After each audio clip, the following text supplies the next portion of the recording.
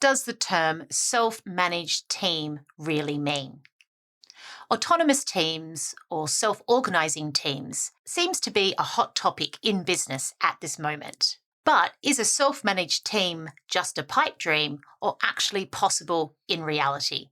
Let's find out. Welcome to Talking HR Trends with Natal and Tom. I'm Natal Dank. And I'm Tom Haak. And we explore the latest hot topics and business challenges impacting the people side of organizations. Stick around to the end for our practical top tip. And if you find this discussion valuable, please subscribe. Okay, Tom, let's start with the definition. What does self-managed team mean?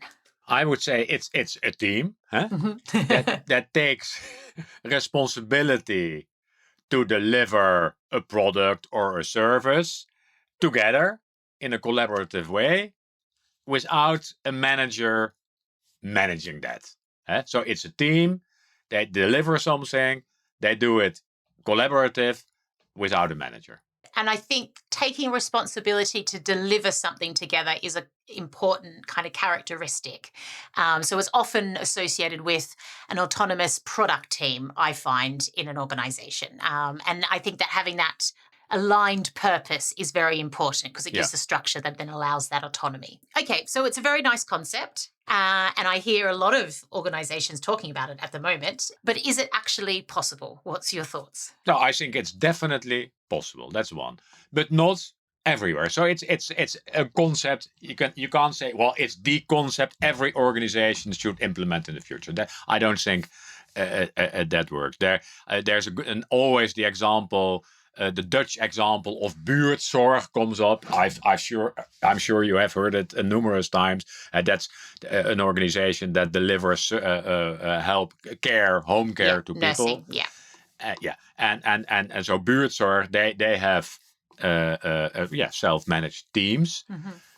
In a sense, you could say it's relatively easy in that context because it's what they have to do together is mainly planning. Mm-hmm. Who is going where? Mm-hmm. And after you've done the planning, the work is not together. That's mostly soloist work. But they are doing that very well. Yeah. There's an example of another organization in the Netherlands that said, okay, they are doing it. We are going to replicate it. Mm-hmm. And it didn't work. Yeah. Why? For example, I think the main reason was that their population was totally different. There were people, generally a little bit older people, who had been working in managed teams for years and years, and they could not make the shift. So it's not for everyone. Yeah. Secondly, I think it's very important, it's not easy. So it can work, but it comes with a lot of rules and regulations in a way. Mm-hmm. There are numerous concepts or various concepts around self-managed teams, concepts that are commercial concepts like Holacracy, like the Spotify model, and there are others. If you adapt such a model, then you have to go. There's a whole handbook you have to follow. It's not, okay, we are self-managed teams. Whoa, we can do what we want. And it's that does not work. No. So it works if you make a conscious choice and then learn how to do it. Yeah. And well, you have more experience in that, but so it can work, not everywhere. And if you make the choice, well, it takes a lot of effort to really make it work. Yeah, definitely. Sociocracy is another really good one for people to check out. No, exactly. And actually what I find interesting about the concept of autonomous teams, self-organizing teams, self-managed teams, which all seems to be very interchangeable descriptions, is the bigger need for structure and discipline. So the autonomy comes from the idea that it's very clear what you're accountable for, what the responsibilities are of the team versus other parts of the organization or other roles. I also find that any successful organization that has enabled autonomous teams, they have roles such as coaches or scrum masters or even product owners or project managers, where they are these sort of roles that also create this extra layer of accountability.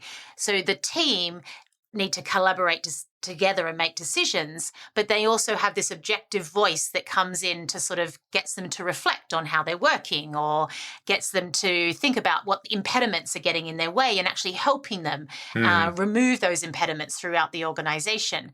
And then a role such as a product owner is coming in with that commercial vision. Okay, this is what we need to deliver for the actual end customer. You might be getting wrapped up in the actual way of delivering that in the team, but this is where we're trying to get to. So I do think there's a need to create sort of accountability of roles across the organization to help the teams be successful. That's what I've found. Also, with the Dutch example you used, I know they were very clear. They had their own essentially profit, P&L sheet. They've got their, they have their own region. They look after that region. There's this real sense of ownership of what they're delivering against, which I think is really important. So what's the role of HR in this? Because we've talked in the past that HR should be more focused on teams, not just individuals, in how they build solutions in an organization, but also in our role as a coach and a consultant. So how do you see HR helping self-managed teams in an organization? Yeah, and I see two elements. One, you can talk about HR, or you can talk about HR-ish roles. What you often see is that you have less HR as an HR function, but roles that have to be taken. And then I see a couple of roles where you could say former HR can play a role. I've seen self-managed teams where they have two type of. One is the process coach. Often those are not HR people, to be honest. They more come from IT or the Scrum Masters. They say, how do we are we following the rules? Yes, is the process the right process? But HR can learn that as well, of course. The other is around the personal coaching, helping people to become better. That's a role where HR can play an important role. That doesn't necessarily need to be a role in the organization. You can also say we hire other people to do that. So that's a mixture. But often, where in the traditional organization, the manager more takes that role. Hey, Natal, how are you doing? Someone has to do that. There's a role for that, and HR can do that.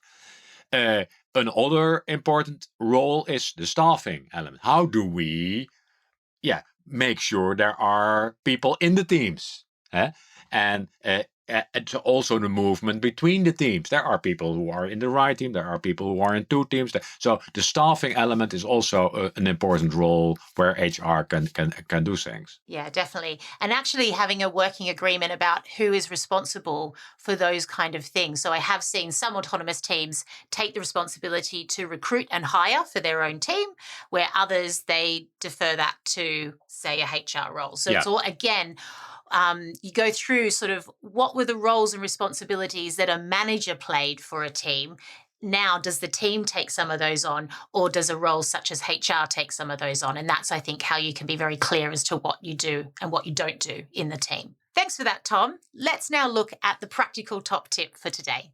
As a HR professional, think about your role in helping self-managed teams. They actually need a lot of support to get started and to stay in action. So look at it as a type of coach and facilitator, and consider a toolkit to be ready to guide a self-managed team. So in that toolkit, I would suggest having things like OKRs, working agreements, the use of visualization tools like Kanban or a Scrum board, and also know how to help them with rituals, so regular rituals such as the retrospective. So they actually inspect and adapt their ways of working and continuously look at how they're collaborating just as much as the tools they're using to get the job done.